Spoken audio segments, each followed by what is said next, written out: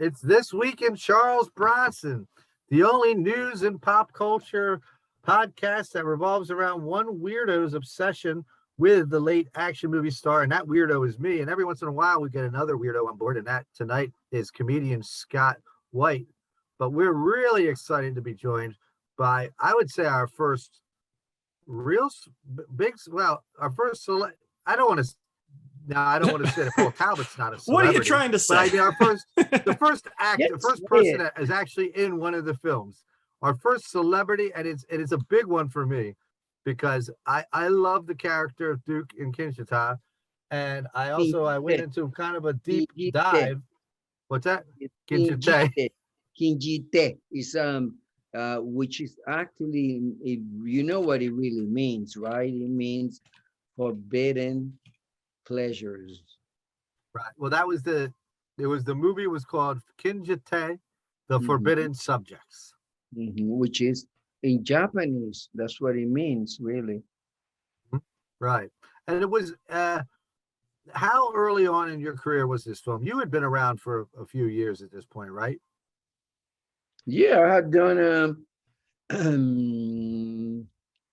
I started in Italy. I started working in Rome. I had done like maybe 7 or 8 films when I came back to the States to go to school because I wanted to just know more about what I was doing instead of just sort of like arriving on the set, and because you have some talent and you have a natural thing about yourself. It's like in comedians, you have to sort of rehearse and know where the punchline and all that. With actors, we have to sometimes repeat the scene a few times. So organically, I knew how to do it, but I wanted to understand how to get in the story to trust my organic self and trust myself if I have to repeat it.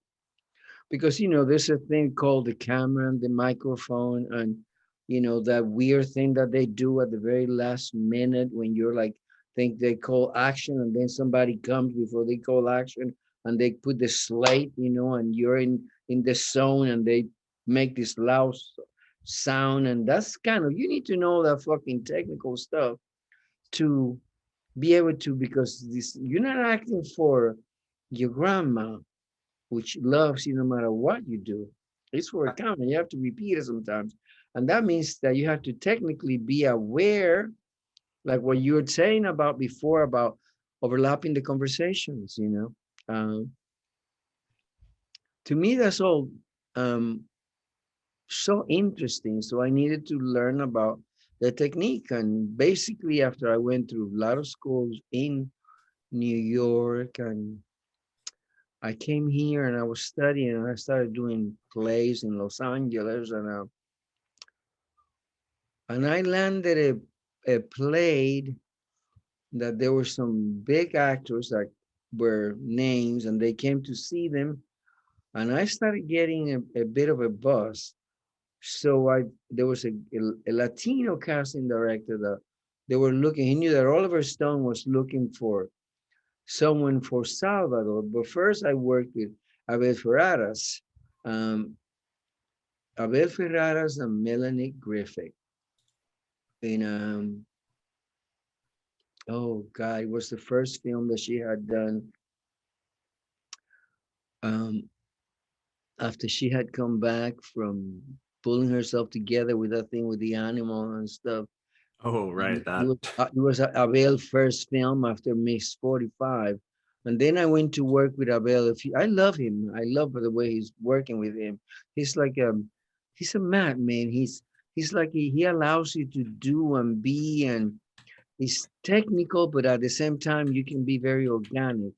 And that is the thing that I'm talking about. How can you marriage that you being organic and yet you following the hit the light, hit the mark, repeat the words, the right word, the camera was out of focus, you have to do it again. And how do you get back inside that zone to just be able to please yourself? Because granted that we are doing something for the public, but as an actor, you have to first please yourself and know that you believe the character.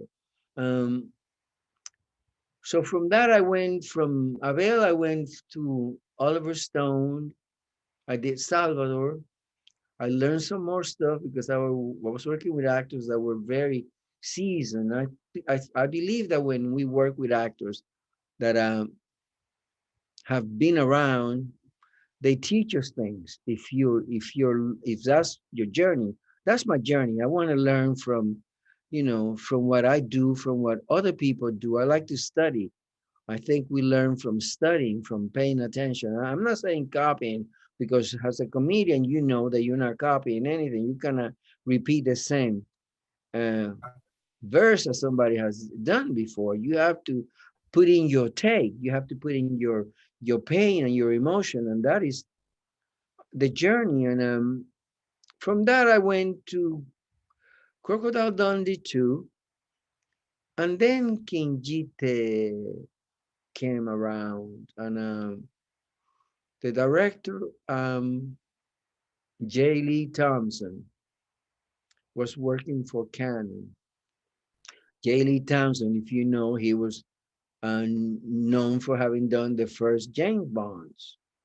Yes, Although he he's can, very well known on this podcast because he worked actually exclusively with Charles Bronson for quite a while, almost exclusively mhm, for mhm. and Canon Films. Yes, Yeah, they used to do 2 films a year.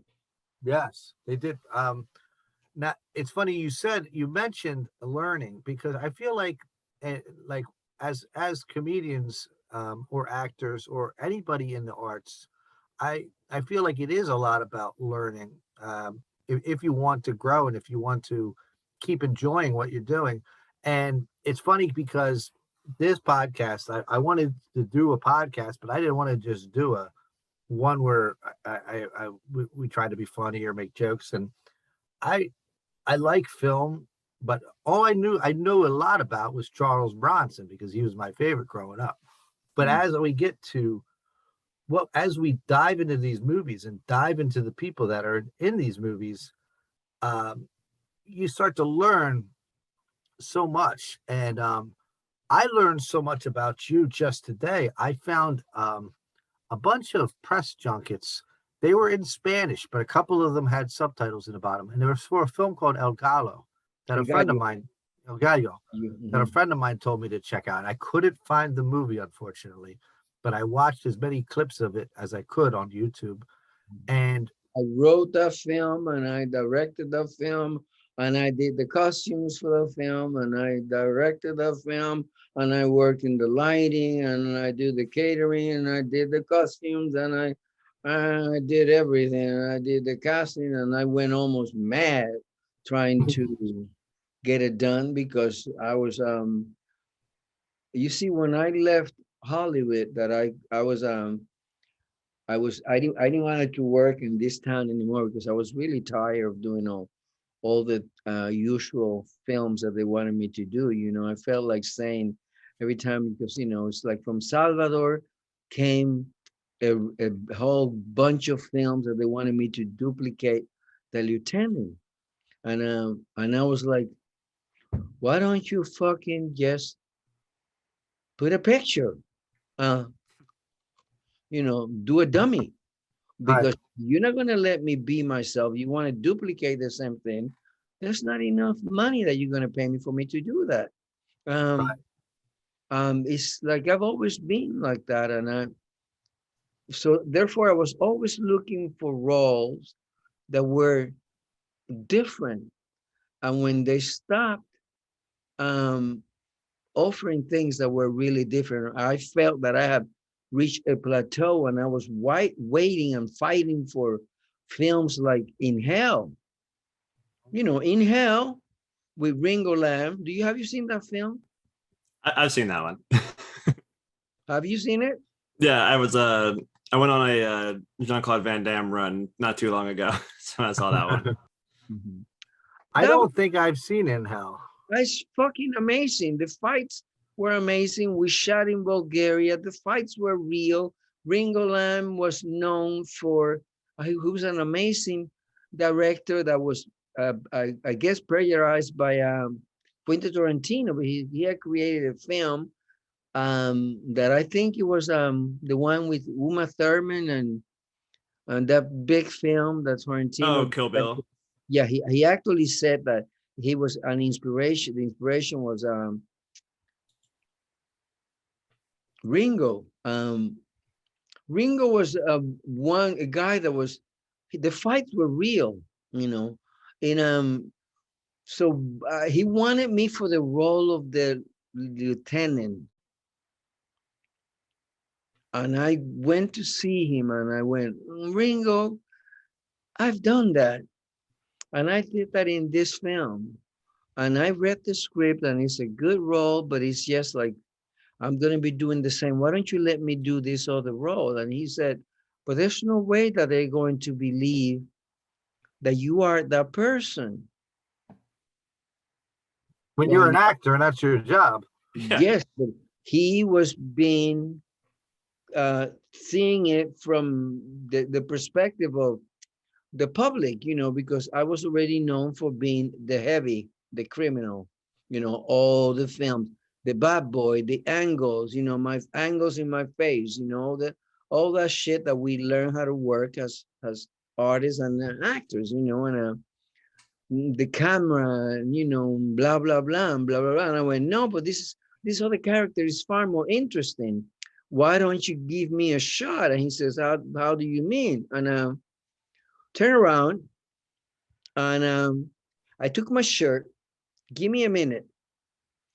I took my shirt, and out of my shirt, I created a turban, hair on the side.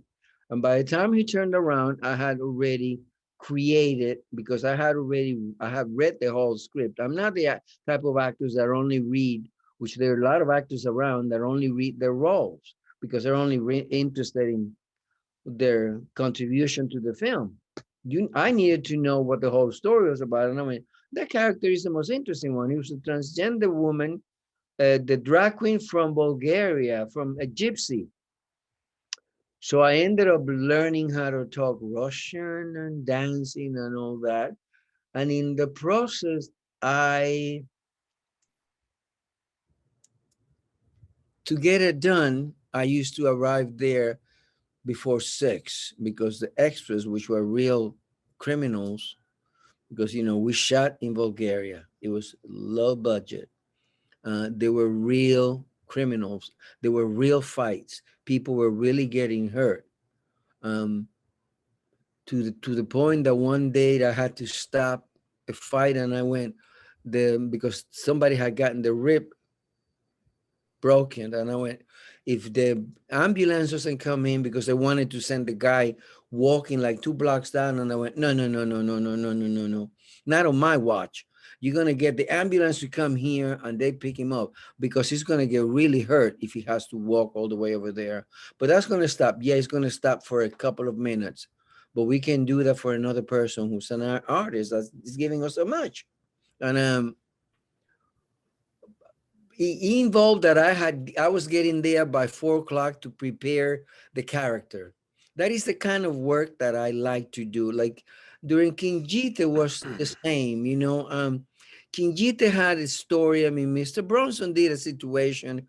He was going through things at that point in his life that his behavior was a bit odd for me, because I come from the school of I think that we're here in the planet for a reason. um I need to share with you my energy and my what I've learned and my love and my knowledge, and you know, and let you go. And you know, if you can use it, fantastic. If you cannot use it, then I go, oh, somebody else will use it. But if we become selfish actors and selfish artists and selfish movie star, that doesn't work really well for my book. So when the films they kept on being offered, were kind of turning to be the same. And I went, I'm done. I have to start going to Cuba, Argentina, Puerto Rico, the Dominican Republic, Spain, to start looking for work in which I was going to be used and to be able to challenge myself as an artist because I want to keep on growing. That's how I found myself in El Gallo, which I had already written. And I have, it was the first time that I wrote a script that I found out that there was a situation happening in the Dominican Republic that they were killing um, transvestites, men who wanted to have sex with them, and they wanted to, after they have sex, they wanted to kill them because they kind of, if you do sex with a man, that means you're gay. If you're homosexual, that means I must kill you because I can't accept that. All that Catholic shit that happens in a lot of countries. Right. It was rampage all over the fucking planet. And I went, what an interesting story, because they're killing them and they're leaving them inside those sex motels. Right. The sex motels came around because when I was doing La Ciudad Perdida, The Lost City with Andy Garcia, when I went to do Great actor. when I went to do that film, there was no light in the city. And I went, there's no light in the city. Why? What happens? And then all of a sudden I went by an area and there were all these lights. And I went, how odd that there's no light in any of the other houses, but then all these casinos, these places have all these neon lights. This reminds me of Japan. When I went to Japan and I started talking to the driver, the guy that was picking me up in the airport, this is just like Japan, went up to the fish market and he kept on looking at me. And I finally said, but why are you looking at me so strange? Because I'm talking about Japan. You don't like Japanese food, or you don't want me to hear, because you're making fun of me. And I went, why should I be doing that? Because you keep on calling these casinos. These are not casinos. These are whorehouse. These are motels, and they're owned by Chinese people. And these are the motels. And then he started talking about what would happen in those motels. And I went, how fucking interesting. And I had already started the writing, and all of a sudden it's like I found myself telling him, take me to one of them, go inside. He says, well, you go in and there's a door goes down and another door goes up, and then you close and nobody sees you. And then you go in and you don't see anybody. And just like in that film, the cousin it, a hand comes in through a wall. The Addams Family. The Addams Family. Oh yeah. A hand comes in through a wall and gives you 2 towels and ask you what you want. And I went, my goodness, how are they inside the walls? And it reminds me when I was a child, that I used to think that that they were like between very small people, what I used to call, when I was a child, I used to call them, I used to call them midgets. They got these people to be shrunken inside the television, because we have never seen a TV like that. So my imagination went like, oh, okay, ting, ting, ting, ting, ting, ting, ting. So I found myself in a place, in a time that I was like, okay, I can use my imagination, what I've learned from the history of all the films that we're talking about. Now, you're from the Dominican Republic, correct? Yes, sir. Yes. And you are I heard in an interview that you were one of the junkets that I found, or interviews. You said you were the second Dominican actor in Hollywood. Is that true? Well, that was the second one that got really known. Okay. I was the first that got known in this eras of the films, from the 60s, the 70s. I started working in the 80s, because before there were a couple of actors, but they were only playing peasant. And before that, there was a glorious lady named Maria Montesa. They used to call her Montez, yep. color. But I looked her up because of you. That's what this show does. I said, well, if he was the second, I'm going to look up who the first was, and I found Maria Montez. Like Yeah. Montes, I was the second one that was has a man, because the time has really changed. Remember that before, the Latinos were always the criminals in films, or the sort of all the bad guy, or the women were the sexy, the James Bond girls, the titties out, and that's what I was. I wanted to ask you about that, actually. So I have a question that I wrote down that in 1989, when this film was made, when I was like 13 or 14, Mhm, bad guys in film were mostly people of color.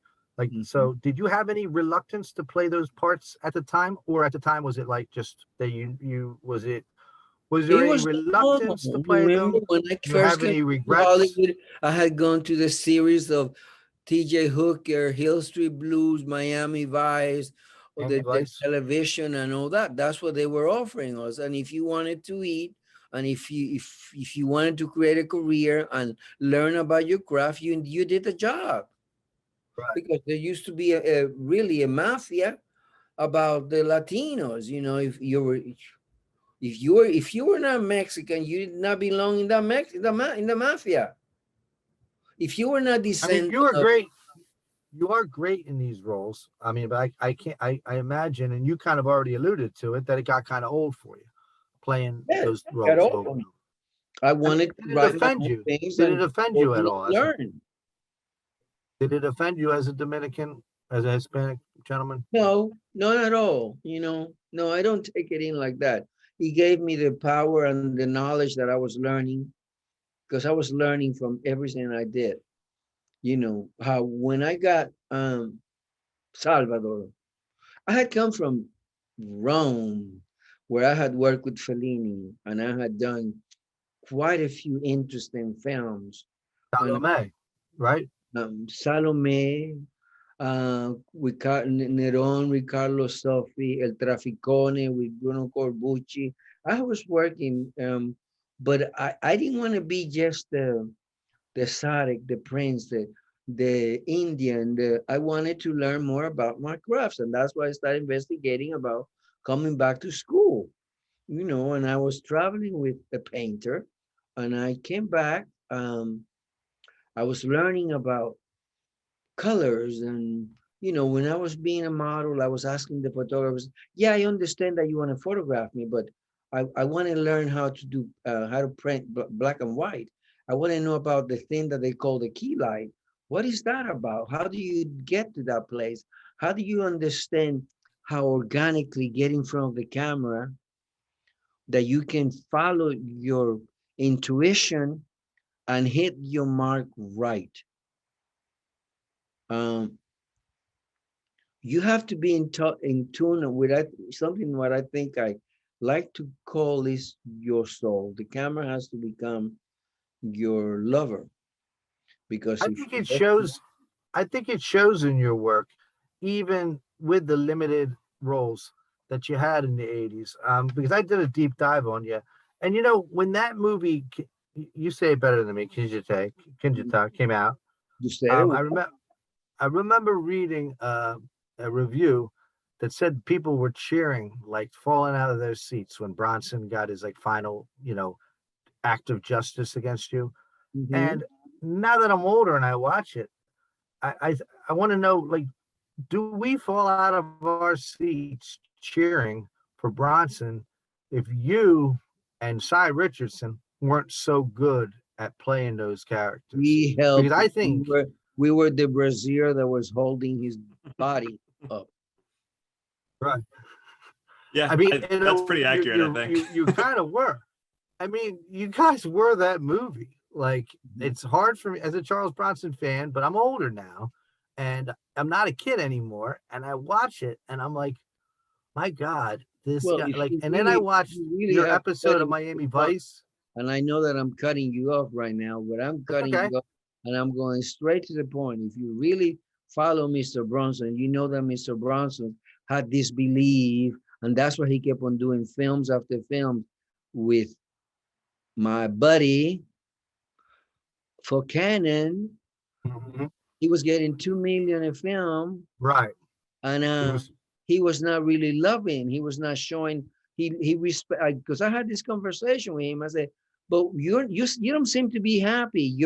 Is it because of your emotional life or what?" He says, "No, I like the films that I did in Europe. But why then are you working? Why do you have 20 cars? Why do you only have one ass?" He looked at me like, "Oh my God, you just told me you only have one ass." Yes, I did. You got 20 cars and you make 2 films a year and you make how much money do you need? Right. And then you tell me you're not happy. He wasn't shy about that either. Like I've read interviews with him and other people where he said I read one where he said he was tired of killing people but he just wanted to make the movies that the fans liked.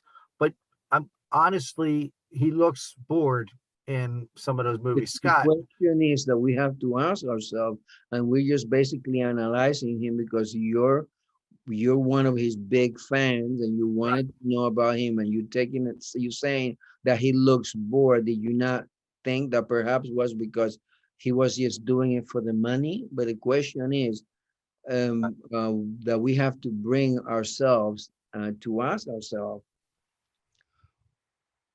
why not do those films for a couple of years and then take that money and give all that money to the homeless? Yeah. right. Why not turn it around and produce his own films that he can show what kind of actor he was, like what Jean-Claude Van Damme did with In Hell. This Yeah. In Hell was supposed to be his comeback as a film because he was tired of only doing the Split and being the man that was doing that kind of work. He wanted to show that he was an actor. Yeah, Why? he really showed that in JCVD when he did the Oh whole yeah. kind of self-deprecating thing and put himself out there as like, yeah, I know who I was, but I don't want to be that anymore, and it worked. Right. Scott, as a Charles Bronson fan, would you have liked to seen him branch out? Like I was very happy, even as a teenager. Well, I was a teenager when he did Indian Runner, because I knew from reading some articles and stuff that Bronson did want to branch out and do something different. As a fan, are you okay with just what he put out, or do you think would you have liked to seen him branch out and do something a little different? Well, it all depends on what he could have branched out and done. Charles Bronson had this specific persona of being Charles Bronson. I don't know how much the public would have bought him being somebody else. I don't know how much the public would have bought him not being Charles Bronson. So I think he pigeonholed himself. He made the movies and he made the money, but he was also Charles Bronson. And in all these movies, he's Charles Bronson. In this movie, there was a slight, they made him a family man with a family that wasn't murdered. So you could see another big change. So right. you could see him as a father people of like a teenage daughter. Right? Tom Hanks. Why did Brad Pitt has taken the roles that he has taken? Because he wants to branch out and show that he's an actor. He doesn't want to just be a pretty boy. Yeah, I just watched to the Tom Hanks point, like he's the perfect example. I just watched Elvis and he is evil and gross and like absolutely a disgusting figure. And like, that's not how you would think to describe Tom Hanks, but you watch it in the movie, you're like, he's doing it. Like he is every bit of this right now. And if you're my age or Scott's age, we're a little older than Danny. Tom Hanks, there was a time period where Tom Hanks, it looked like he was just going to be a bachelor party and all those zany comedies and all. Yeah. Sandra Bullock. I did a film with Sandra Bullock, her first film, and she stopped that film for coming out for Canon Film. As a matter of fact, it was Fire in the Amazon, because she was in a scene naked with Craig Schaefer. They had done acid in the film, and they were having sex, and she had become America's sweetheart, the old classic story. Oh, we can't see her have sex. How can we see her open her legs? Excuse me? How did your child came out? You open your legs. Your husband did something to you, didn't he not? Right. So it's normal. Let's tell the children the reality instead of creating a fantasy that these people, that's why when they kind of fall out of grace, when they do something wrong that we just attack, then so much because they're supposed to have been this picture perfect behavior, picture perfect in the eyes of who? Who is God in this situation? I mean, the censorship and everything that kind of ran through movies, and like I've been watching a lot of like pre-code movies, and Oh, they're so good. And then all of a sudden, they're just like, no, you can't push any boundaries anymore. We need this to be only for families. And then all of a sudden, everything just gets real kind of smoothed out at the edges, and it loses a lot because you're like being so careful and cautious. right. And it wasn't just about sex, when the code that came out, like there was some really silly things about like they couldn't show a bad guy like winning, So if Oh James yeah, Cagney yeah. made like a gangster film, James Cagney's character had to, Die yeah, someplace. he had to die or He get some was kind a of justice. fabulous character actor. God, was he fantastic. Peter Lorre. God, Oh my God, I love Peter Lorre. God, I grew up when I was living in Paris. I was eating all those fucking films up. I found a place called Cinematheque that I could go in, and it was right next to the Tower Eiffel, and they used to show all these fucking 40s and 20s and 30s film, and oh my goodness, I used to just go and disappear. Because you see, since I was a child, I used to dance in the streets of the DR to raise money, passing a hat, because I wanted to go to the movies. And my family had no money for giving me to go to the movies. So I went, okay, you're going to have to invest. How are you going to find that money? You know, it's good that we do this kind of stuff. But my question to you guys is, are you feeling shattered because you think that because you mentioned Tan Hams, right? Um, there's a couple of other actors that are like the young Mac Damon and the other one. They have fought hard to create a name that they're actors. They're not just the perfect romantic leading a person. Right. It's an important as an artist. It's important for the audience because you mentioned that there was perhaps the audience will not have accepted. Perhaps the audience would have gone, my God, we're seeing him, we're pigeonholing him. Why can we not accept him as his craft? He's acting different. For instance, he just made a comment about he couldn't do a film, Tom Hanks, that he was playing a homosexual again because Philadelphia. He was brilliant in Philadelphia. Oh yeah. Has the guy who was dying of AIDS. He was Forrest Gump. What is the problem with the business right now that everything has to be like Charlize Theron, a fantastic actress, but they want to put her in this fucking hall. Yeah, Every it's 3 a years or so, I see her nipples too. That's one of my favorite things about her. I want to ask a couple Looking at her of nipples, you said. I want to ask a couple of technical questions on the movie. Uh-huh. So there's that scene where Charles Bronson makes you swallow your own watch. Yes. And I watched that. There's no cuts in that scene. No. How The only cuts were in my mouth. so Ooh, that makes it so much worse. Oh my God. The only So, cuts were in my how- mouth because It looks Mr. real. Bronson wanted to rehearse the scene. They came to show him how the thing would go into his thing here, his jacket, and he went, "Oh, I know, dismiss it." The way that he did things, People will come in to interview him and he will dismiss them, and he will just stand there and just not even ask them to sit, and he dismissed it. So when he put the thing on,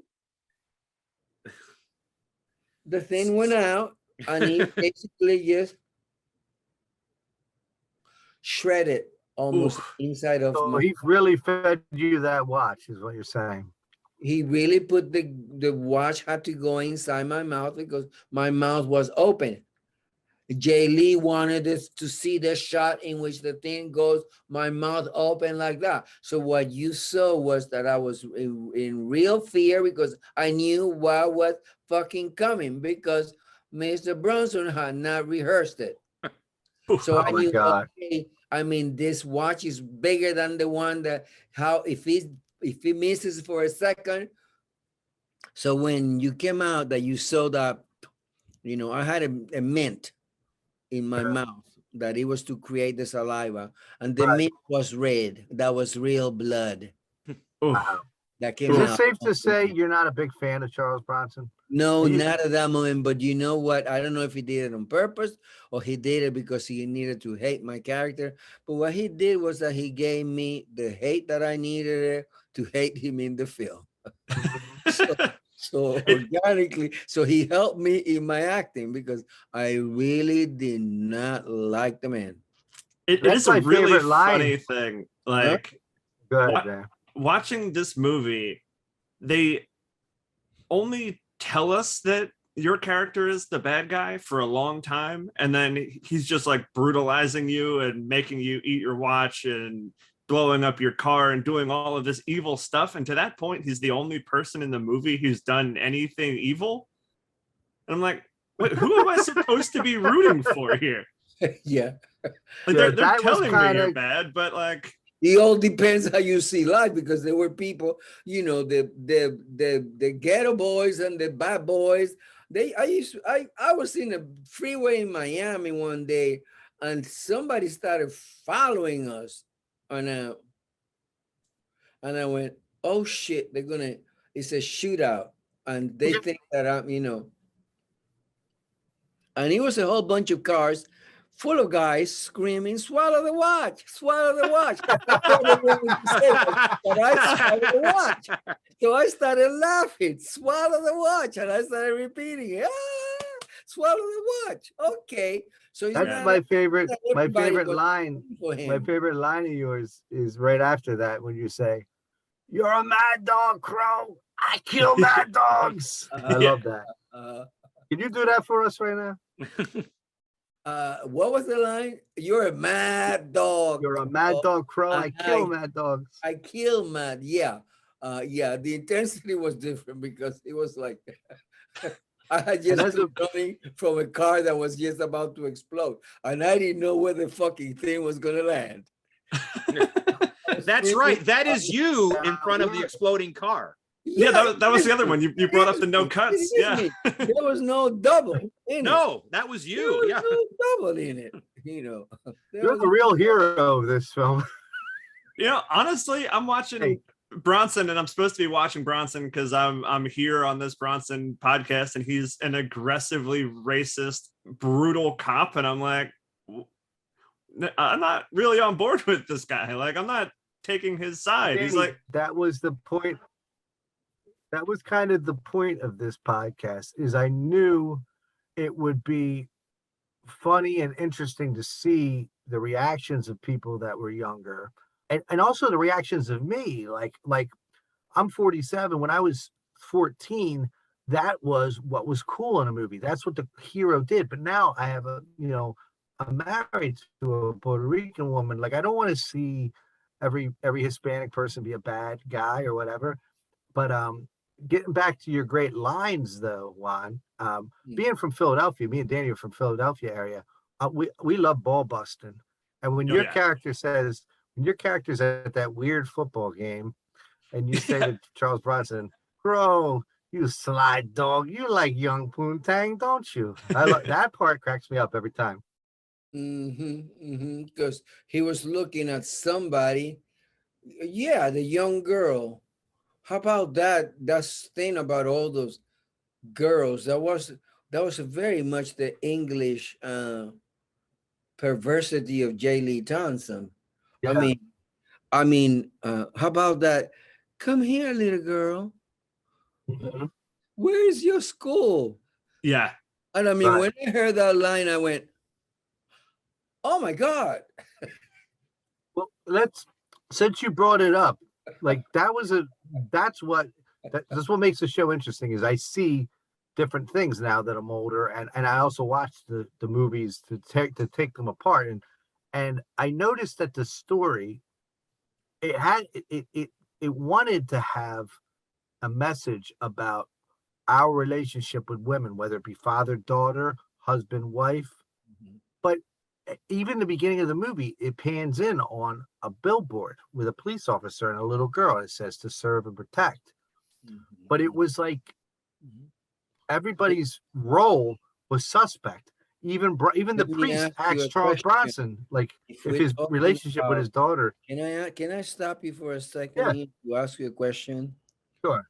What would have happened in that film had Mr. Bronson taking himself serious as an actor and really shown his heart and his hate to what was happening to his situation with his wife and his daughter and this guy that was a pimp and the way of manipulating children, and it would have been an emotional story, but it would have been more than an action film. That's Right. basically what we're talking about. And I believe it was supposed to be originally. I believe I in my notes here. I have It was notes. It was supposed written to by be, yes, like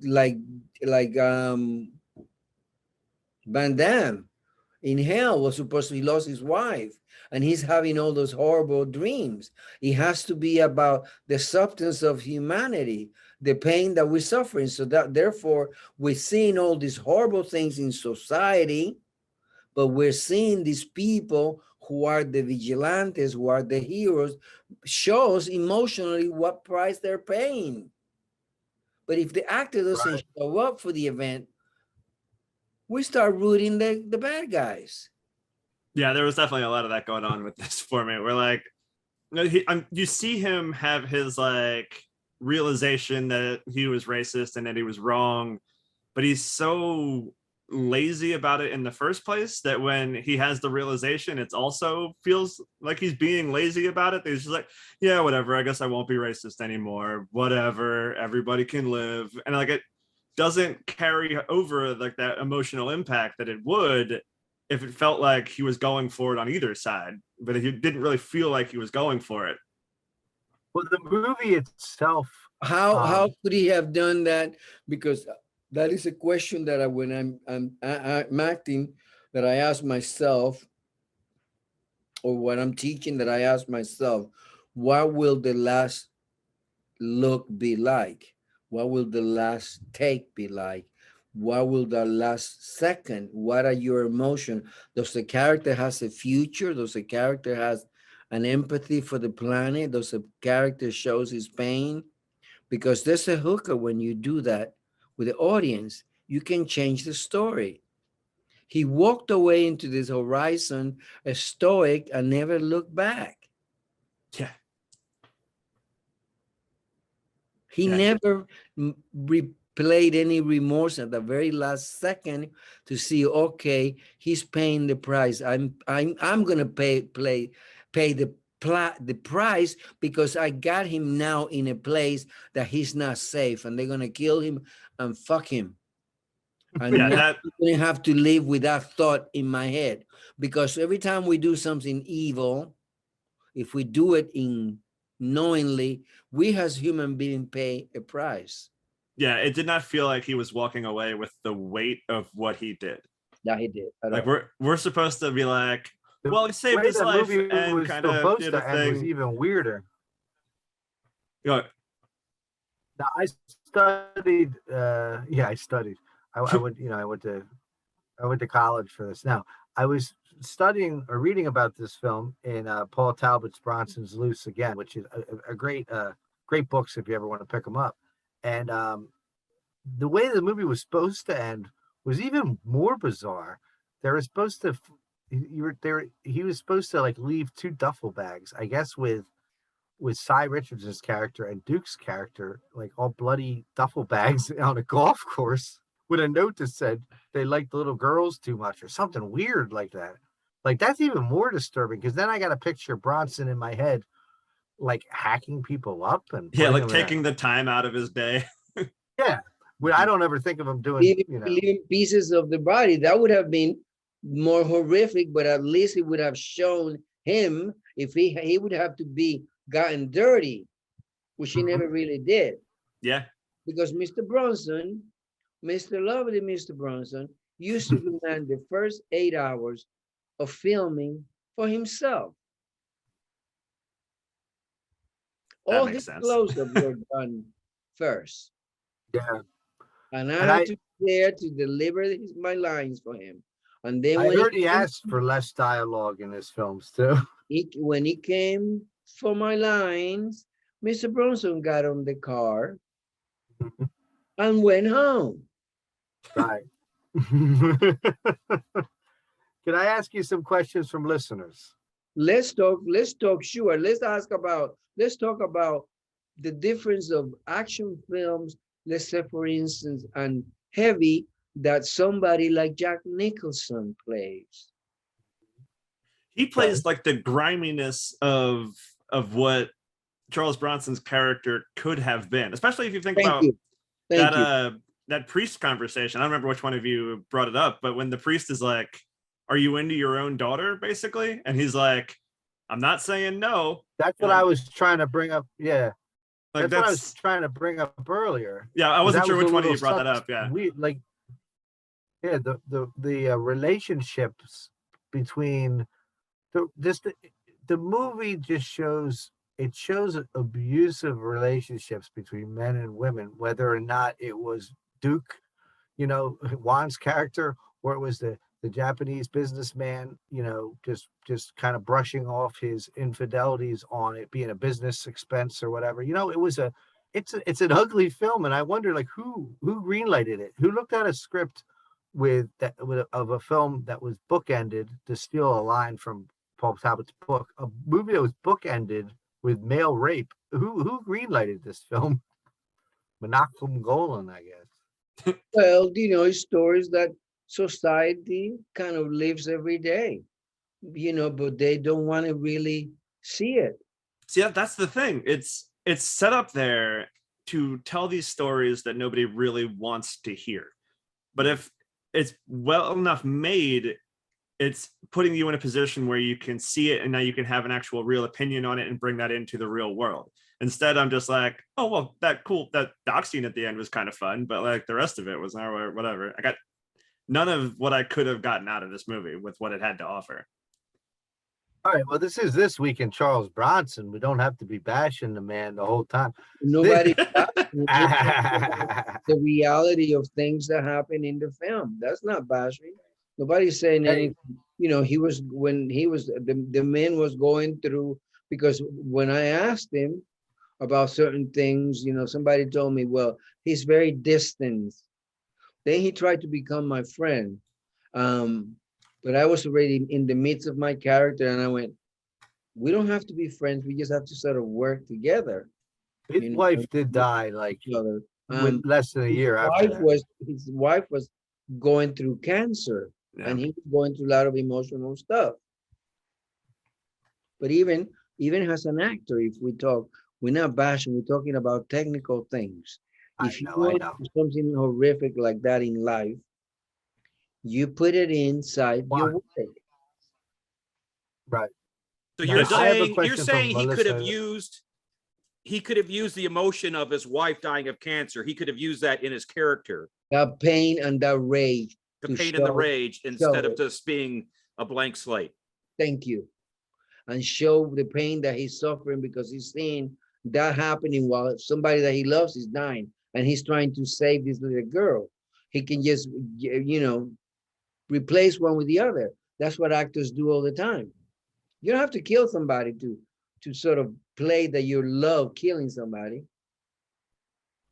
I The don't guy who wrote like this movie, having sex with under minor, and in the movie, I come out of a scene pulling my zipper up, and I went, "Oh my God, this is ultimately this is like somebody who's kind of correct about things." Yeah, it was very weird how they made more of an effort to redeem Duke's character by having that conversation with Bronson and the other girl in the school, talking about how like I was gonna end up on the street anyway, but here I am kind of living a better life because the person who took me off, like put me on the street, was actually helping me out in a way. Like that was a very interesting thing to do while they're trying to tell me that Duke is the worst person in the world when I'm watching other people be way worse than Duke. Mhm. well, I don't know that I agree that they were way worse. I mean, if the guy was raping little girls and putting them on the street, but it is just a character. Here's a question from a listener, Dennis Highland. He wanted to know about. I think you'd like this question, El Gallo. He El wanted gallo, to know. I know I can't say it. Say it for me. gallo, Gallo. Gallo. gallo. Uh-huh. El Gallo. Uh-huh. He wants to know about the differences and the challenges of playing an action tough guy, and then a character and the difference between playing this action tough guy and a character who must demonstrate mental over physical toughness, as you do in El Gallo. Well, it's a challenge as an actor. The thing is not to create a line that is just one way. That's what we're talking about, Mr. Bronson. The story allowed itself to be taken anyway, because even that story that you said about the young girl saying, "I was helped by him. I have a better life." That is this. There's a reasoning and an emotional price that a human being paid. You cannot make it. It cannot be. The reason why I think I got the career that I had was because the characters that I played were interesting, were people that were likable at the same time that they were being hated and despicable. They were arousing different emotional, because I was revealing some pain about the character. I was not just telegraphing a cold person. I forget who said it, but somebody said like 9 times out of 10, if you're doing an action movie, the villain is always the much more interesting character than the good guy. And it's the much more developed character, and it's a fun character to play because they have different levels, where most part, the good guy, like Charles Bronson or Chuck Norris, they have that one-dimensional stance about them. Mhm. And that's kind of what I noticed while researching the movie and researching you, Juan. It's funny that we talked about Cagney earlier, because I kind of thought of you as kind of like a Cagney-esque, in the way that your characters, they always show the fear of what it is to be the bad guy, to be somebody on the wrong side. Like where a hero of a film is just stoic, and they're always, I mean, but I could see like, especially like your role on Miami Vice and the role in this, they may have been similar, but you like, I'm trying to explain what I'm trying to say, but Cagney would play a bad guy, but you could see in his coolness and everything, you could see a fear, like almost like a fear, because most people who do things that are bad are driven by fear. Mhm. Right. So yeah, That you like you have could, when you're creating a bad guy, because we have to ask ourselves, why are they bad? right. Why are they Mhm. not telegraphing this? Because if not the other way around, if that's takes me back to the first thing that I said about with Ringo, about the film. No, I already did the lieutenant. I don't want to telegraph this kind of behavior, because I have to find something different in every character. Every character has a story. I cannot just go in It's like seeing the homeless in the street and going, oh, they're all mentally not well, or they're all doing drugs, or they're not stable. I cannot do that because everybody has a different story, different history, how they got there, different pain. I mean, when we look at society and we go, what happens if you married to a Latina woman and she was just somebody who was, her whole life was prepared to be a housewife and have children, and something happens to her husband? What would have happened to my mother when my father died? Um, has she not been somebody who was educated? She became a diplomat. Had she not been educated, she would have ended up being working in a factory or doing, this manual work. When I came back from Italy, and I had already been in Vogue and all the big magazines and all that, and I wanted to change all that. How did I got into, okay, you need to find the humility, because you cannot get into your being a work as an actor coming from this history that you come in from, being told that you're the most beautiful boy and blah blah blah, and Ali and this and that. You need to sort of learn about the work. Takes me into the story about Salvador. I started working um, in a place called the Pan Pacific Theater. Why? Because I knew they had 6 theaters, which meant that I got to see 6 movies every week. And if I really wanted to study the films, I could change with one of my buddies and say, hey, I cover your shift because I want to see that film again so I can study how they're doing that. That I took worked in a me, movie theater too. huh? When I worked in a movie theater too when I was a teenager. It was not a teenager. I had already worked in big films in Europe. I had Oh, you already were already had been in films. I had already been in films in Italy. I had done How quite a few important? films in Italy. It's just that I wanted to learn how the shit worked in Hollywood.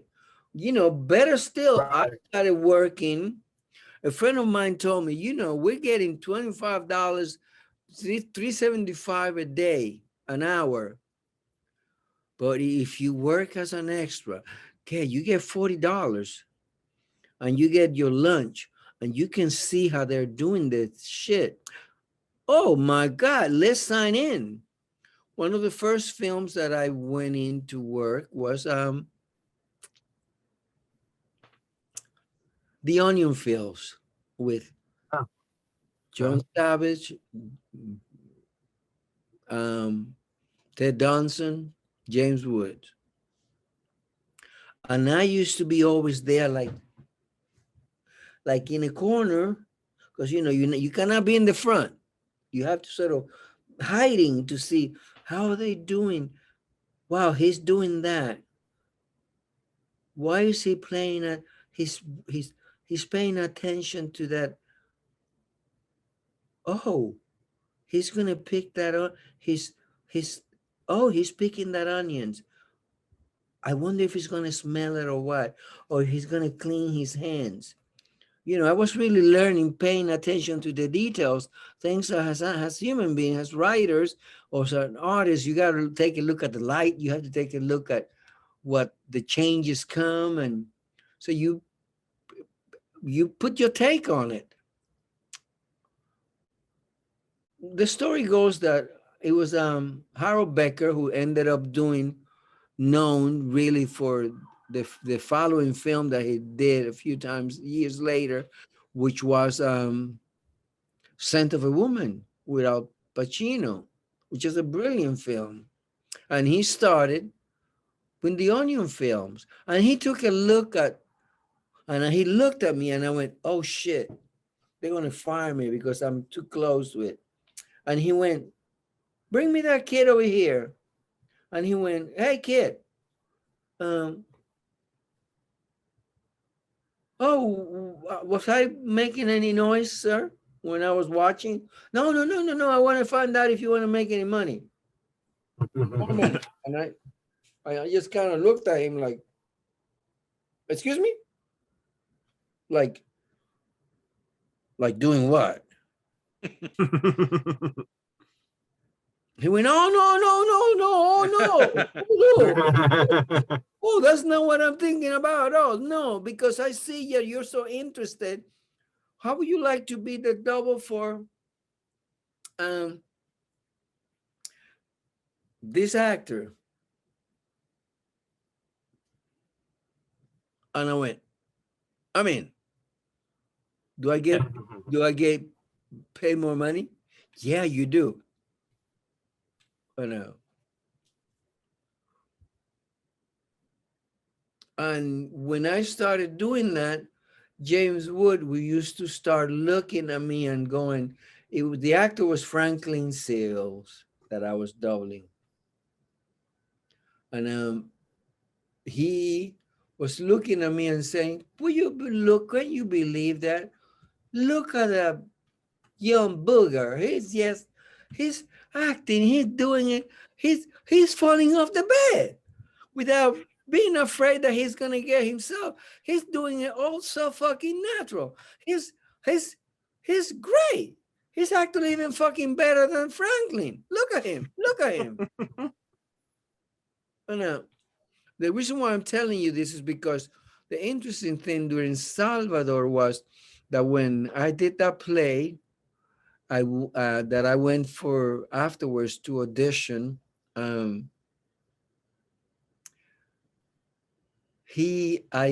knew when I went to meet Oliver, and I asked questions, and I said, "Oh, because I like to ask questions.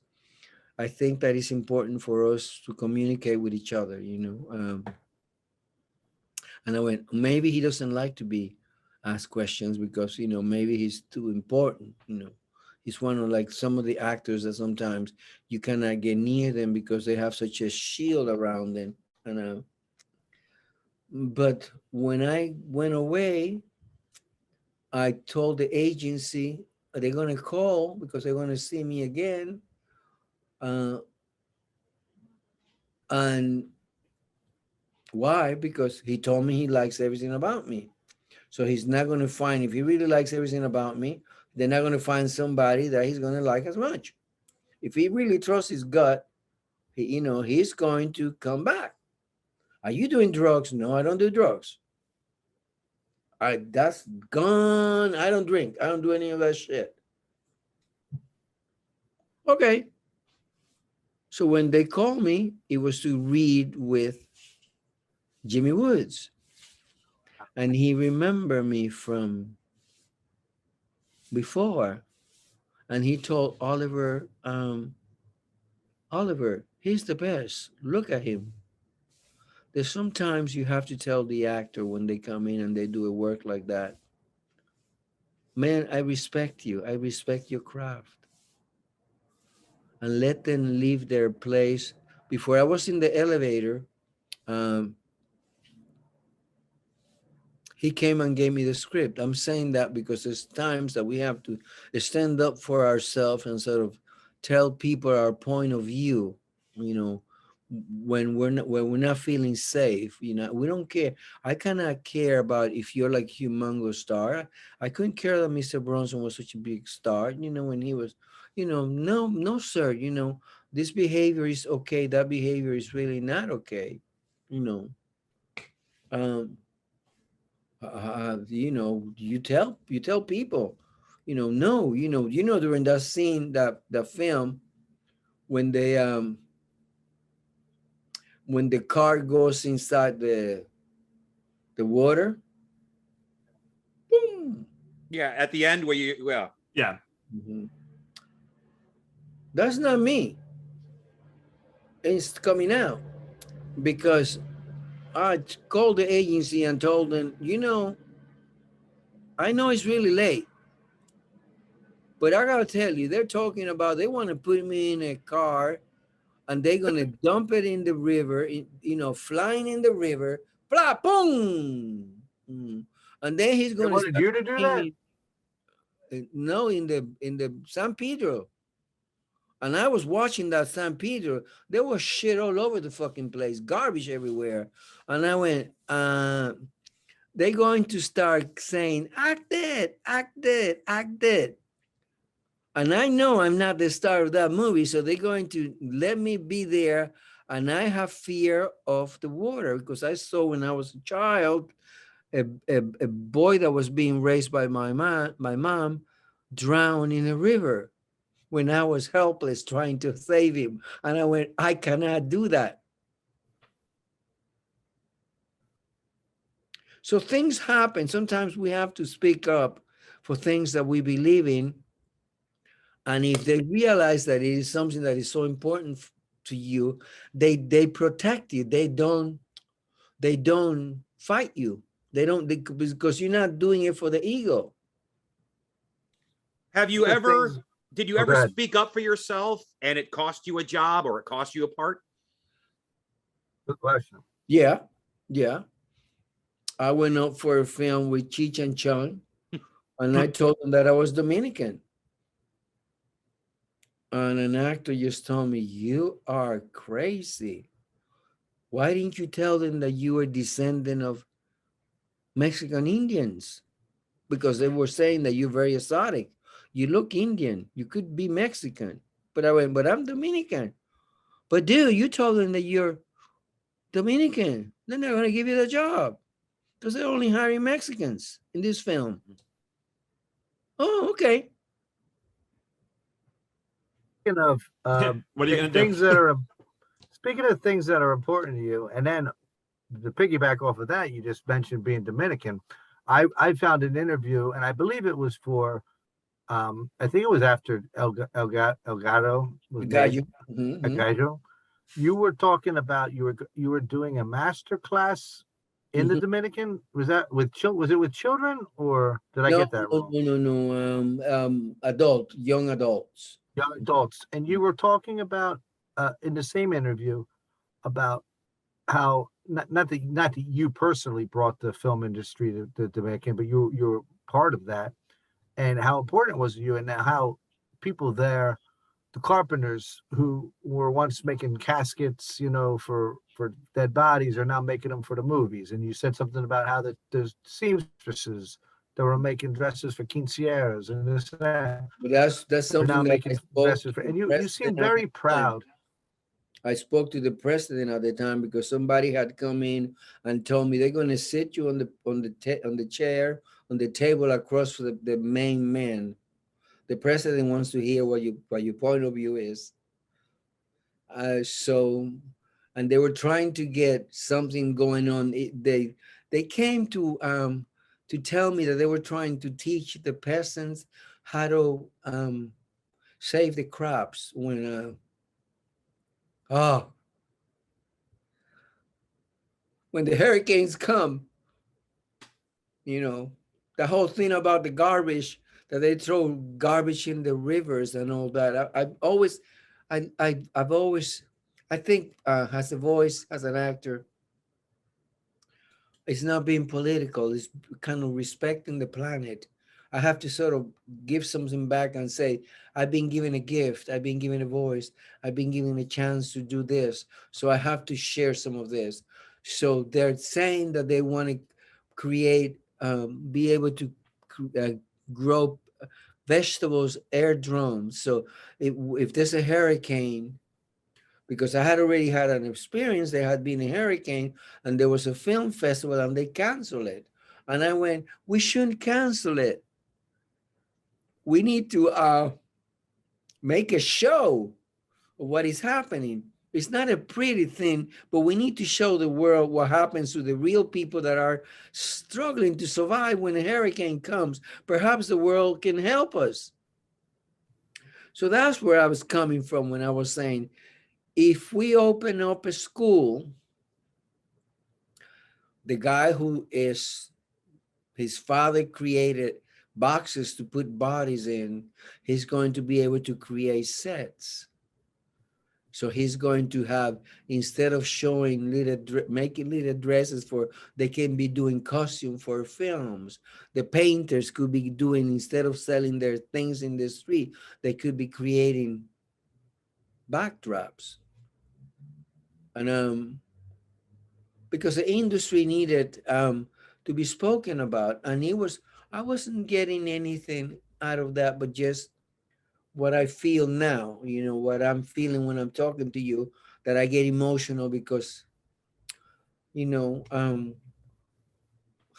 my publicist at the time of El Gallo called me up one day, and she said, oh, a friend of mine was going by, but they didn't, I said, but they never say hello. Oh, because they were in an SUV. Oh, so what? Yeah, and you were in a motorcycle, behind the back of a motorcycle, talking to the people in the street, screaming your head off, talking to people who are going, Fernandez, how you doing? Oh, I'm good. So, and it started raining and I'm going to get wet, And they say, is he out of his mind? Well, he says, he thinks that is part of humanity, makes him to become a better person. He thinks he's artistic to be a better person. He's not thinking about his ego and the money and all that. That's how I think. I'm different. That's what I was looking for when I left the Dominican Republic. That's why I went to Cuba. That's why I went to Argentina and Spain. That's why I go to Italy to teach, to pass on what they were giving me, And now I'm writing, and the things that are offering me, I can show this range that I have, That's beautiful. That's, I mean, creating and art and creating, it should be about growth, and it should be about love and being a better person. And yeah, even like what me and Scott do and Danny does, to telling jokes on a stage and all that. Like at some point, it it has to be about a little more than just getting If our you're only telling own jokes to be telling jokes gratification. vulgar, but if you're telling jokes about your stories and about what you've seen and what you see in the planet, and how the price that you pay when you're telling a joke, in 1 second you can telegraph and make somebody think, they laugh and they can applaud and they can cry, because you put something in their head. You reminded them to see, keep their eyes open and look around and be gracious. Because if we think for 1 second that you're in the stage telling a joke, if you think at the end of the second, oh, thank you, I'm not, I can speak, I can see the audience, I can listen to you. But for the grace of God,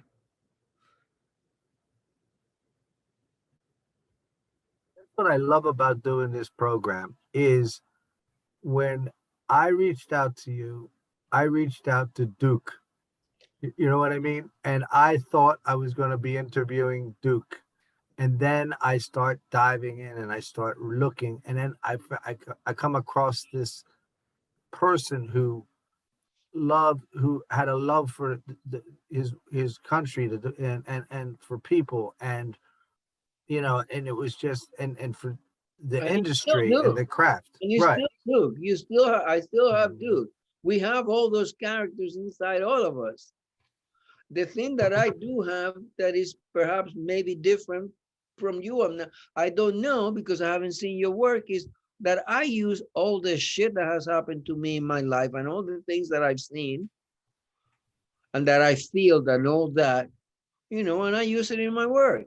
It sums it up, in that thing that Carrie Fisher told Meryl Streep, use your pain, turn it into your art. Actors, we have to painters have to see the colors and see nature to be able to paint. Writers have to pay attention to what is happening around them comedians, Lenny Bruce, all the fucking great comedians. They take a look at what is around in their lives and they make a joke of what their suffering is. And the audience leaves enlightened. They go, I'm not so sure if that was so funny because I ended up crying. But I ended up crying because I learned something. Yeah. And then you have done your job, guys. You have done your job. Yeah. So let me ask you a question from a fan, a listener of the show. Cesar Manansala wants to know if you have any fond memories of filming the 1988 cult classic Bulletproof. Yeah. Is that with Gary Busey? I believe it is. It sure is. Yeah, that's the Gary Busey movie. Yeah. Yeah. A fun moment was when I told the director, I went, you want me to kill nuns with an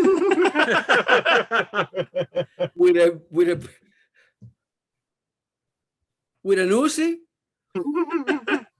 And they're going to be running in the back? And I went, oh my God, you're twisted. And I started laughing. And I started going, they're going to remember this shit. Yeah, that makes a mark.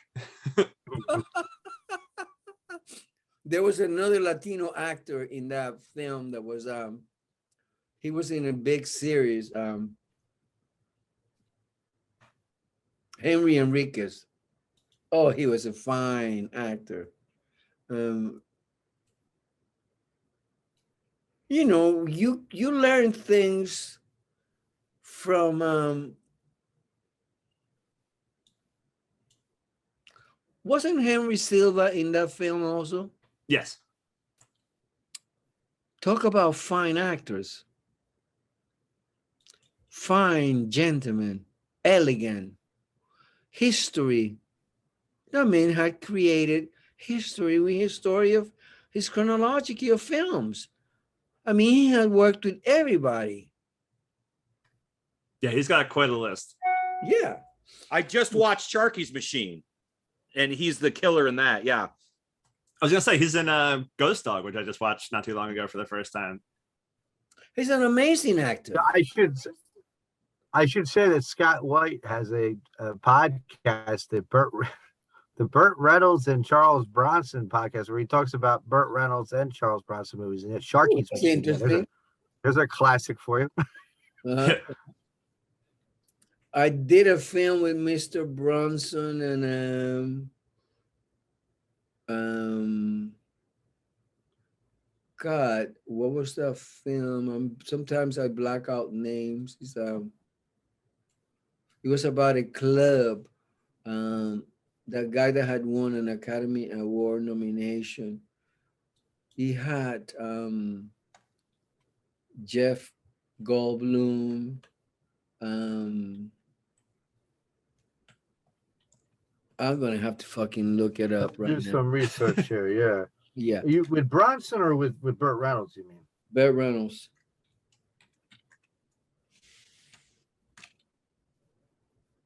Burt Reynolds. I know Jeff Goldblum played a thug in two Charles Bronson movies, Death Wish and St. Ives. No. This was with Mad Dog Time. Mad Dog's Time. Mad Dog's Time. I never heard of that one.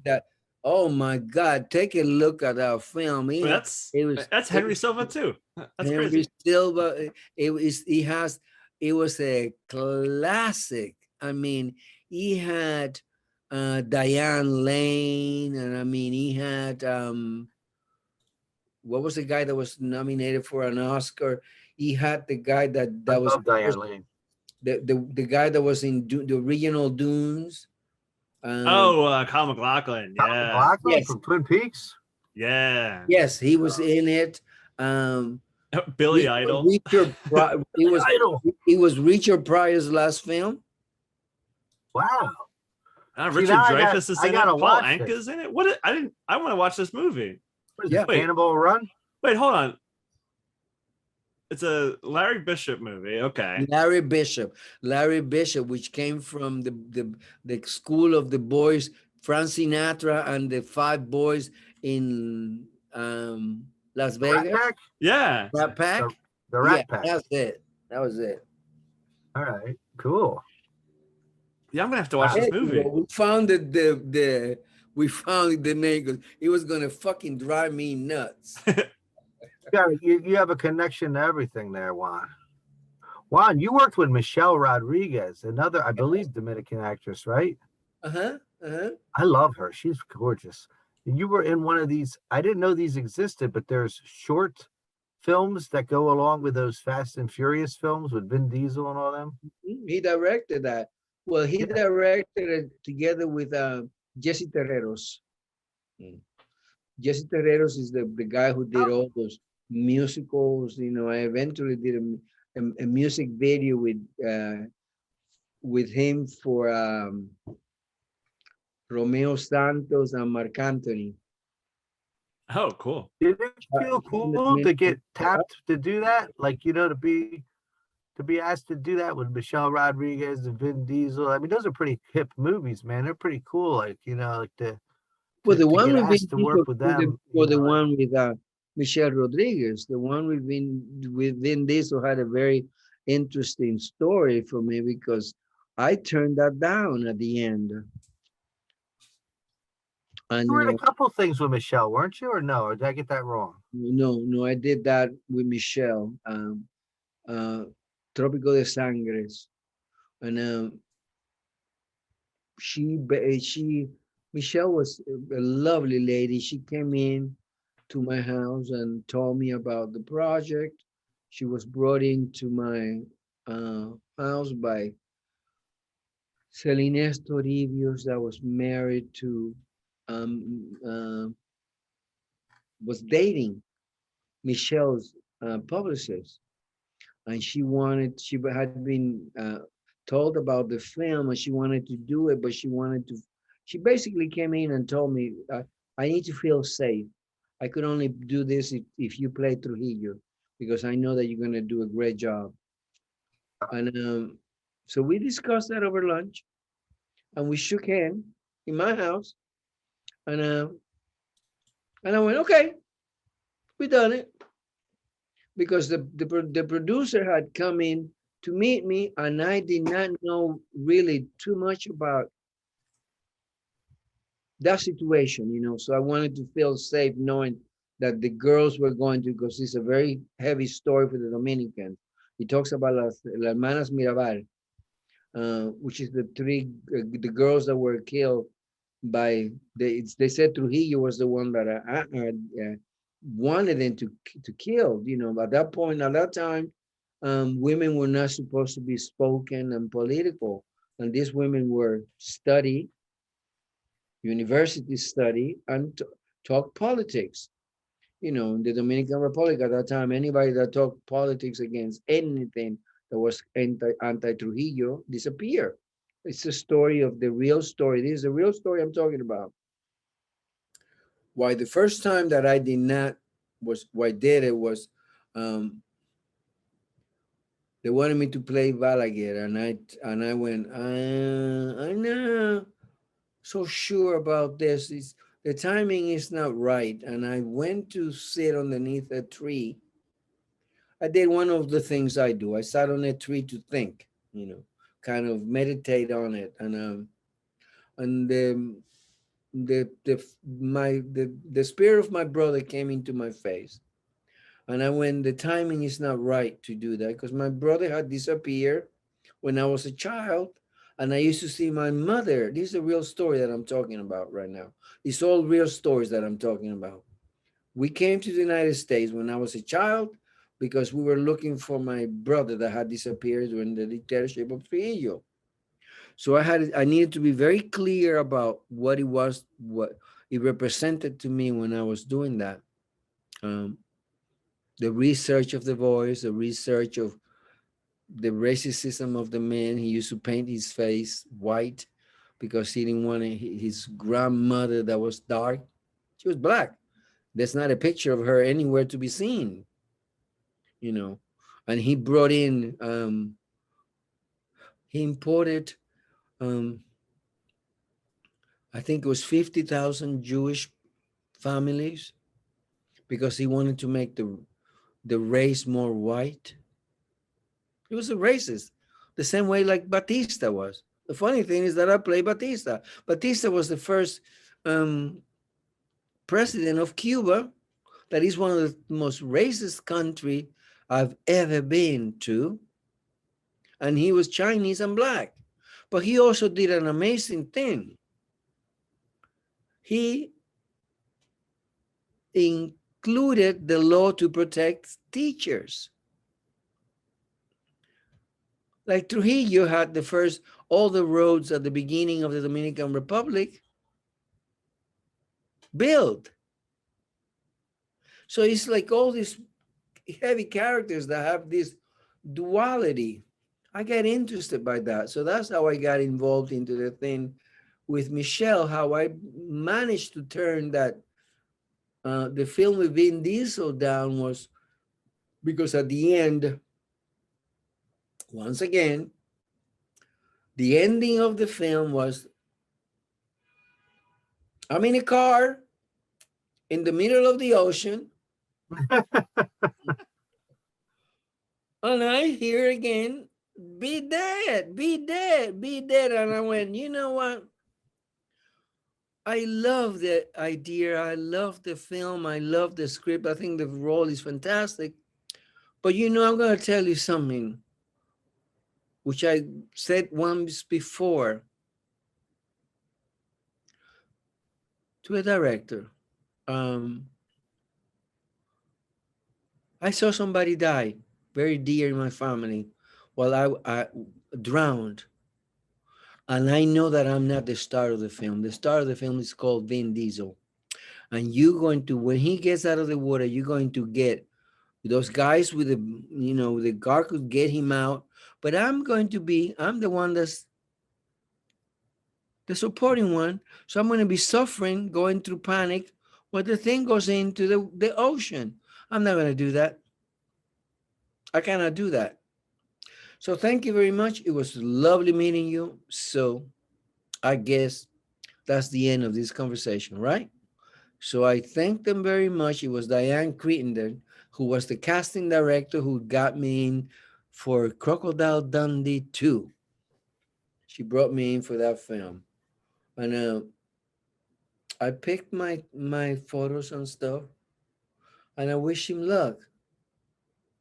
And I got up, and before I got to the elevator, once again, she said, Juan, he wants to talk to you. And I came back and he told me, you know, it takes balls to tell somebody what you told me. And then you were emotional about it. You show me who you are. And you know what I'm going to do? I'm going to change that scene. I'm going to put it in a tank because I really love what you did.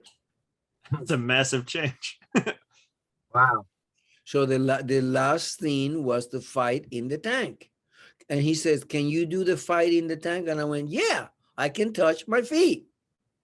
I can be there and I can drown all the way you want. You know. And Juan, what are you working on now? What are you working on these days? I'm working right now in teaching and writing a film, finishing. And I'm supposed to be waiting for another film that's happening in the Dominican Republic. That is a great story. That I'm playing two different characters. And that's all I have to say about that. Oh, fun. Will you stay in touch with us and let us know the things that you're doing? You got my number. Will you stay in touch and let us know? I find you fascinating, man. And I find you so kind to give us your time today. Like, this is really, I mean, this has been an honor. What else could I have done? Become a dickhead? Yeah, you could have been. Well, a lot of people say no. Yeah, but Can I ask you a question? You said that, so you've made films in Italy and then you've made films in Hollywood. What's the biggest difference between making a film in Italy and making a film in Hollywood? Well, the thing that when you make a film in Italy or in Spain or in the Dominican Republic, the budgets are smaller. So therefore, the energy around the film is like everybody. It's like when I did Crocodile Dundee 2, that was for Paramount. The crew all knew each other. They ate dinner together and they all joked with each other and they all loved each other and respected each other. So you walked in and you have a feeling of being protective. You feel like you're in an area, in a place that is easy to work because everybody's caring about you.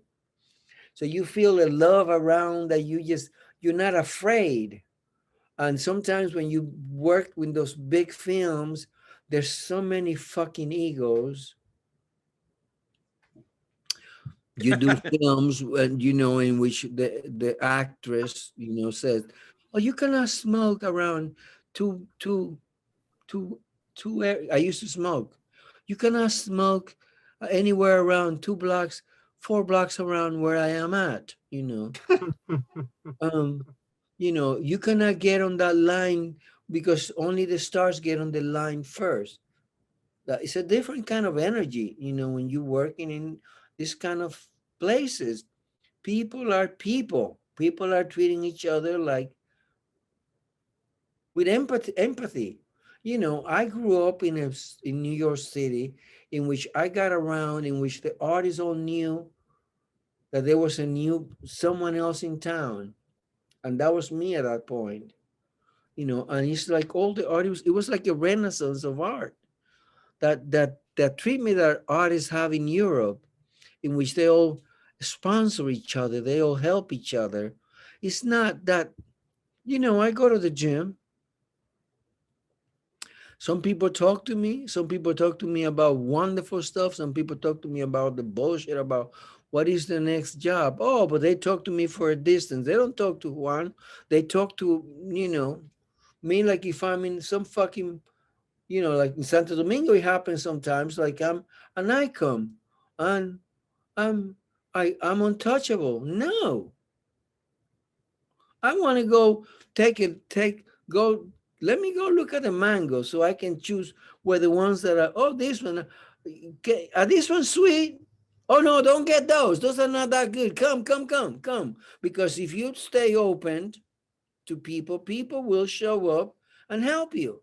But if you become a shit, you live a lonely life. For instance, tonight, I'm going to have a good time thinking about what we talked. Well, I'm glad that you had a good time, and I really appreciate you being here.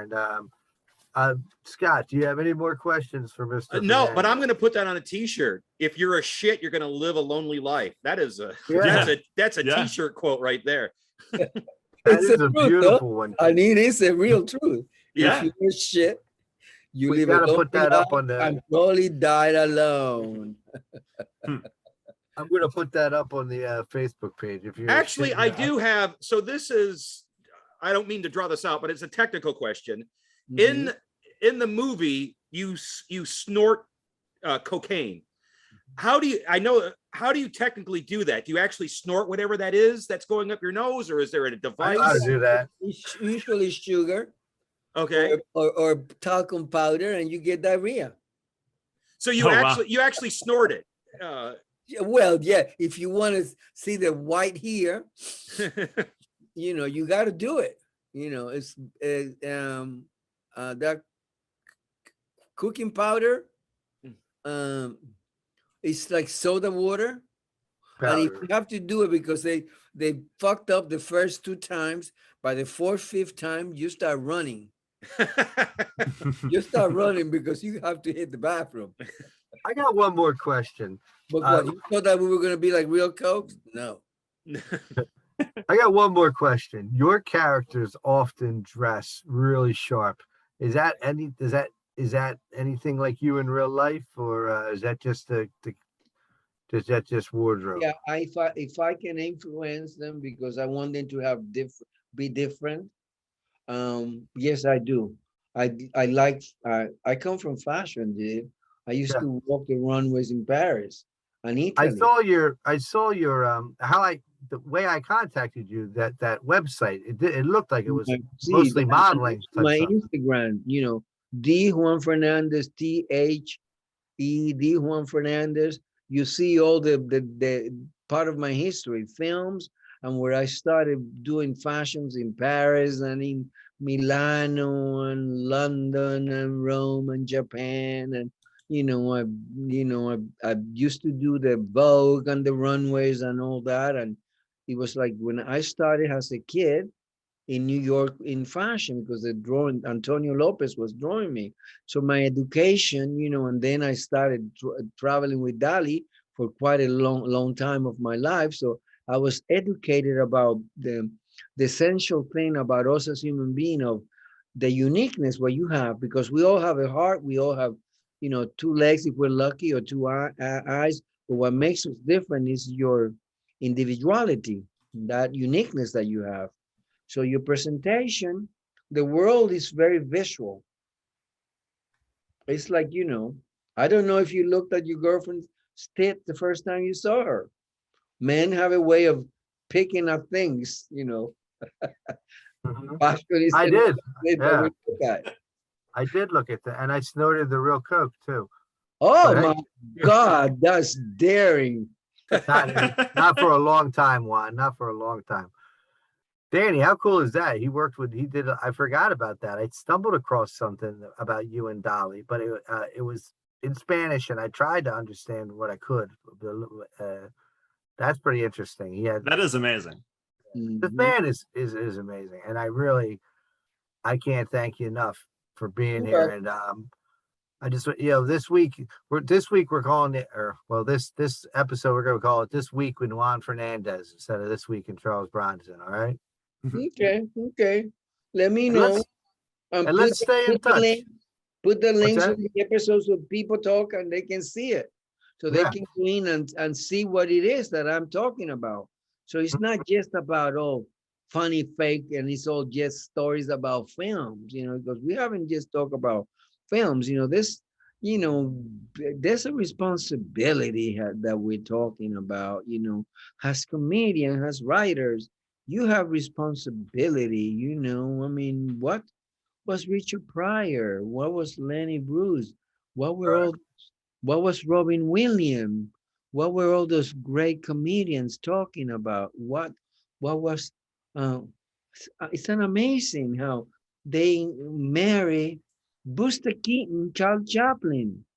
Yeah. Buster Keaton was genius. What he did, he could sell poetry with his face without saying anything. We have to sort of get into that is to you guys, you have a A, responsibility, guys, a to lot of people asked Jackie Chan if he modeled himself after Bruce Lee, and Jackie Chan said, "No, I modeled myself after Buster Keaton." Yeah, I've seen that quote before. Yeah. Yeah. It shows. I mean, so much is Yeah, it the does show. physicality. Yeah. had a sensitivity and you could see it.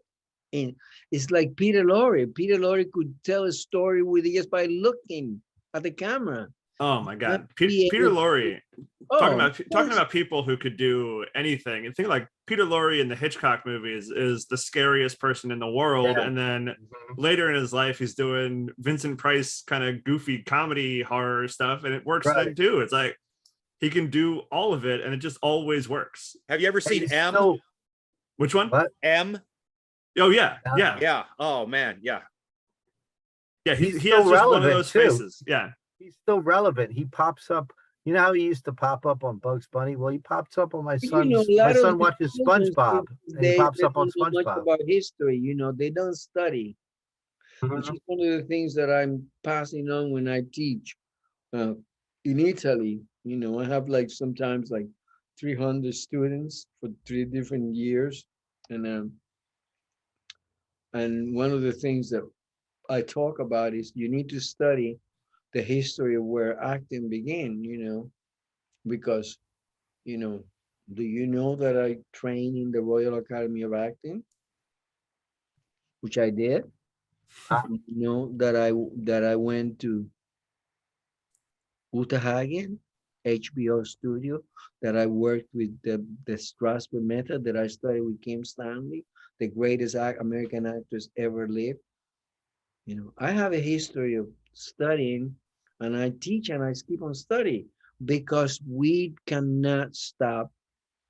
You cannot stop thinking as a comedian, because you don't know where this is coming from, is it? Uh, Yeah, not I really. can't Yeah. stop. I can't stop it. I wish I could Yeah, sometimes. if I could at this point, but Mhm. But you know, that's one of the big reasons I the game. started this show, was to talk about, like, to take the movies that I loved growing up, but to talk about the side characters and the character actors, and then to go down these rabbit holes, and you are learning about history. Like we had Richard Fleischer's, the director Richard Fleischer, he's passed, but we had his son and son-in-law on here who had worked on his films and stuff like that. And so that's like, so like we're after more than just talking about Charles Bronson films and being funny ourselves. We are very much into history and keeping things alive, that I feel a lot of younger people don't look back beyond like a couple of weeks. You know what I mean? Everything's right in their TikTok and right in their face. Listen to TikTok and listen to the music. You know, you put somebody without no voice, with big tits and a big ass, and all of a sudden she's a superstar. You know, how was those girls, the whole family got known? You know, they have sex with some guy with a big member, and they have millions and millions of followers. So I mean, come Right. on, it comes a point that it's okay. There's room for everything. Right. But if you want to become an artist, you need to know history. You need to learn things, because if Exactly. not, you're just a copycat. yeah. Exactly. Well, listen, we got to wrap it up. Well, I have to wrap it up. But Juan, please stay in touch. I got, you got my number. I got yours. Maybe if Thank it's you. okay with you, I'll give you a call one of these There days. you go. All There right, you cool. go. And I'll let you know when this is up, and you can check it out. So you can Better check it let out. me know when this is up, because if I find out that this thing ain't up, this is up, but you ain't gonna get done and on, gone down, don't tell me. You're gonna get to meet dude. Like, he was trying to do. You call You'll me be a eating mad the dog. watch. Yeah, you'll see him. You'll see A him, mad dog, Duke. and you'll see him coming with a baseball bat. Uh-oh. And he ain't gonna be to play baseball. You are from the Dominican, are you sure? You don't know, yeah. All right, you've been listening to This Week in Juan Fernandez. I want to thank our guest, the great Juan Fernandez. Thank you, brother.